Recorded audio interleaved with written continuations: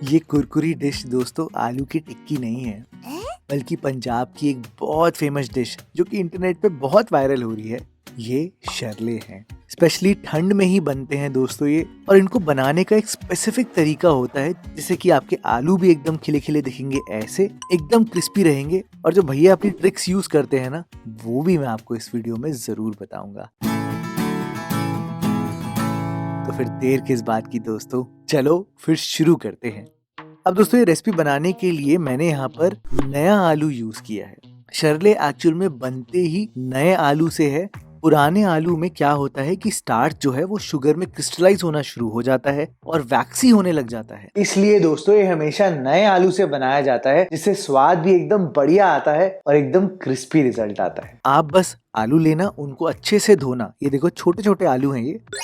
इनको अच्छे से 3-4 बार धोने के बाद इनकी स्किन भी हल्की हल्की निकलने लग जाती है, तो घबराने की बात नहीं है। वैसे आपको शरले आलू की स्किन के साथ ही बनाने हैं, क्योंकि उससे फ्लेवर भी इनहैंस होता है। नॉर्मली तो शरले में आलूओं को बहुत ही बड़ा बड़ा रखा जाता है दोस्तों, लेकिन मैं चाहता हूँ कि आप इसको आराम से बना पाओ, तो मैं आपको ये सजेस्ट करूंगा कि इनको हल्का सा काट लेना, थोड़ा छोटा कर लेना, ताकि आप इनको कंट्रोल कर पाओ और फ्राई करते वक्त ये बिखरे बिल्कुल भी ना। आलूओं को बॉईल करते हुए बस ध्यान देना कि आप नमक काफी ज्यादा डालो। 1.25 लीटर पानी में मैंने लगभग 2 टेबल स्पून नमक डाला है। बहुत नमक है ये दोस्तों, और उसका रीजन ही ये है कि आलू नमक बहुत पीता है। अगर आलू में नमक सही से नहीं होगा तो वो स्वाद बिल्कुल नहीं आएगा। आपने आलूओं को बॉईल करना है लगभग 80% के आसपास, मतलब 80 to 85% पक जाने चाहिए आलू, और ये लगभग 7 से 8 मिनट में आराम से हो जाता है। आप खुद ही देखो, जब मैं आपको निकाल कर दिखा रहा हूँ तो आलू नरम है हल्का सा, मतलब यानी कि काफी हद तक पक चुका है। बिल्कुल इसी लेवल तक करना दोस्तों। अब आलू को स्ट्रेन कर देना और इनको ठंडा होने देना, जब तक हम बाकी चीज रेडी करते हैं। देखो शरले में पालक और मेथी का काफी यूज होता है। कई लोग सिर्फ पालक डालते हैं, कई लोग सिर्फ मेथी डालते हैं।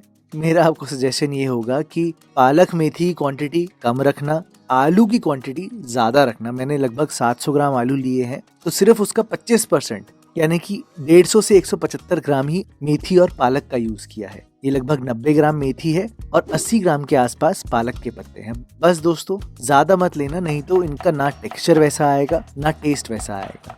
पालक मेथी को आप एकदम रफली चॉप कर देना। और फिर ये स्टेप बड़ा इंपॉर्टेंट है।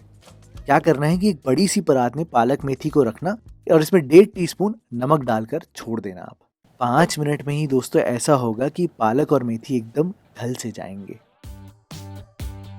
और अब ये आपके कंट्रोल में रहने वाले हैं। शरले में जो मसाले डलते हैं वैसे तो बहुत सिंपल है, लेकिन मिर्चें थोड़ी ज्यादा डलती हैं, लगभग 4 से 5। 1 टेबलस्पून भर के अदरक को घिस के आप डालना, आधा चम्मच हल्दी, 1 चम्मच धनिया पाउडर, 1 चम्मच आपने स्पाइसी वाला लाल मिर्च पाउडर डालना है। और ये सबसे इम्पोर्टेंट चीजें हैं दोस्तों। 1 चम्मच जीरा, 2 चम्मच भर के धनिया के दाने, 1 चम्मच सौंफ। पंजाब में काफी कॉमनली अनारदाने का यूज होता है, लेकिन मुझे पता है बहुत लोगों के पास अनारदाना नहीं है, इसलिए मैंने यहाँ पर 1 चम्मच चाट मसाला लिया है, और बस आधा चम्मच भुना जीरा पाउडर। पहले इन सारी चीजों को अच्छे से मिलाना, फिर यहाँ पर ठंडे किए हुए आलू डाल देना और इनको मिलाना इन सारी चीजों के साथ। मसाला एक एक आलू पे लिपटना चाहिए, नहीं तो आपको वो स्वाद बिल्कुल नहीं आएगा दोस्तों। तो ये स्टेप जरूर ऐसे ही करना। और अब बाइंडिंग के लिए यहाँ पर बेसन आपने डालना है। सारा एक साथ मत डाल देना, पहले लगभग आधा डालना और इसको मिलाने की कोशिश करना। अब सिर्फ अपनी उंगलियों से, हाथ से मत करना, सिर्फ उंगलियों से ऐसे रब करने की कोशिश करना। स्ट्रीट स्टाइल खाने में दोस्तों अगर बेसन का इतना ज्यादा यूज होगा तो बनाना ही मुश्किल हो जाएगा, कॉस्टिंग नहीं बैठेगी। इसलिए कई जगह मैदे का यूज भी किया जाता है, कॉर्न स्टार्च भी डाला जाता है और थोड़ा सा चावल का आटा भी डाला जाता है। देखो मैंने 2 टेबलस्पून चावल का आटा डाला है एक्स्ट्रा क्रिस्पीनेस के लिए। आप मैदा, कॉर्न स्टार्च जो यूज करना चाहो वो कर सकते हो। बस अब बचा हुआ बेसन आप डाल देना, हल्का सा पानी का हाथ लगाना है ताकि ये मसाला एकदम कोने कोने तक चिपक जाए। शरले में कभी भी बहुत ज्यादा बेसन और बाइंडिंग का यूज नहीं किया जाता। अगर बहुत ज्यादा आप करोगे तो ये पकोड़े बन जाएंगे दोस्तों। पकोड़े नहीं बनाने, हमें ध्यान रखना इस बात का। और अगर आपको बिल्कुल वो स्ट्रीट स्टाइल वाला कलर चाहिए तो आप फूड कलर का यूज कर सकते हो। मैं नहीं करने वाला, मैंने यहाँ पर 2 चम्मच कश्मीरी लाल मिर्च डाली है। इसको मिलाकर एक बारी आप हल्का सा हाथ में सेट करके देख लेना। आप देखो मेरे शरले में कैसे आलू भी खड़े खड़े दिख रहे हैं, बाइंडिंग भी एकदम सही है। बस आपने 5 मिनट इसको रेस्ट करना है। फटाफट से मैं आपको मूली के पत्तों की चटनी बता देता हूँ, क्योंकि शरले के साथ मूली भी मिलती है ना। तो 2 भाग मूली के पत्ते और 1 भाग धनिया का आपको चाहिए। जनरली यही रेशियो रहता है हमेशा। सीधा ही आप इसको मिक्सी में डालना और 6 से 7 हरी मिर्चें। दोस्तों आपको दिखने में बहुत ज्यादा लग रही होगी। जब भी स्ट्रीट फूड बनाया जाता है दोस्तों, तो उसमें पानी का यूज बहुत होता है कॉस्टिंग को बिठाने के लिए। तो आप ज्यादा मिर्चें डालना मेरे कहने पे। 2 इंच तक अदरक डालना, 1 चम्मच नमक डालना, तो आधा चम्मच काला नमक डालना और 1 नींबू का रस।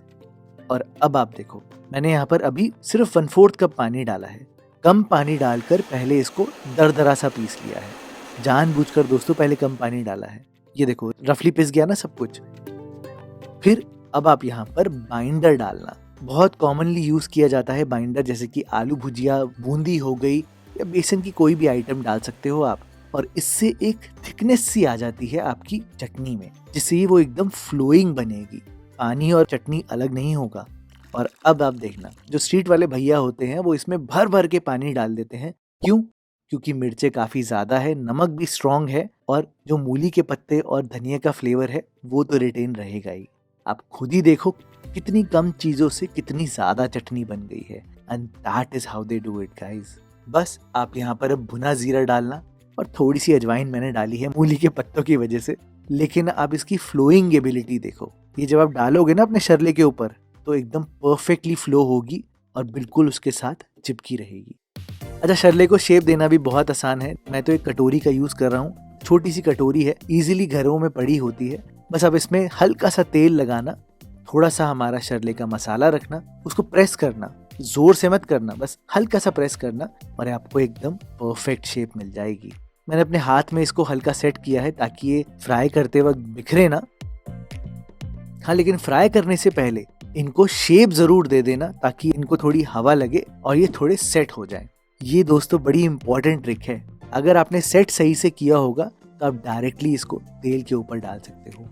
मैं तो अपनी करछी में हल्का सा तेल लगाता हूँ, इसमें रखता हूँ अपना शरला और फिर ड्रॉप करता हूँ, ताकि गलती से गरम गरम तेल मेरे ऊपर आए ना। आपने गरम तेल में तो फ्राई करना है, लेकिन ध्यान रहे इन शरलों को मीडियम फ्लेम पर ही पकाना, ताकि इवनली अच्छे से एकदम कुरकुरे बनकर आए। ये देखो दोस्तों, है ना दिखने में एकदम परफेक्ट। अच्छा, मैं आपको दिखा दूं, मैंने यहाँ पर बाकी शरले भी बनाकर रखे हुए हैं और इनको थोड़ी सी हवा लगा दी है ताकि ये सेट हो जाए ऐसे ही। और बस दोस्तों, आप ये कुरकुरे शरले बना कर देखना।